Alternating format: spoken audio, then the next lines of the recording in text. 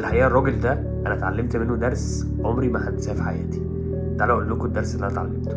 الراجل ده هو إيرين بانكس. إيرين بانكس هو بطل مستر اولمبيا في الفيزيك سنه 2022.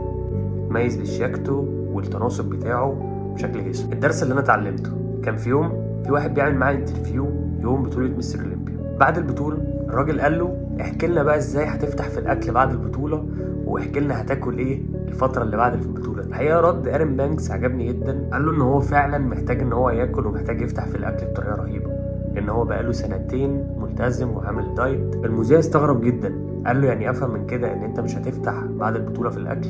فرد عليه إيرين وقال له بص، وانا فعلا هفتح اكل بعد البطوله، بس هو لمده اسبوع بس. قال له يعني انت طول السنه بتبقى ماشي على دايت، يعني في الاوف سيزون والاون سيزون؟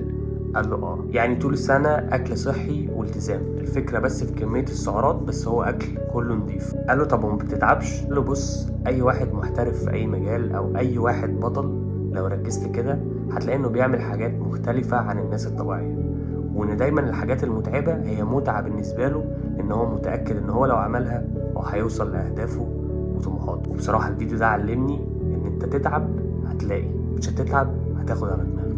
وبكده يكون خلص الفيديو. متنساش تعمل لي فولو، وما تنساش تاخد برومو كود بتاعك يحيى 15 من ايفل عشان تاخد خصومات على السبلمنتس، وممكن تشترك في الوجبات الصحيه مع يوتيوب.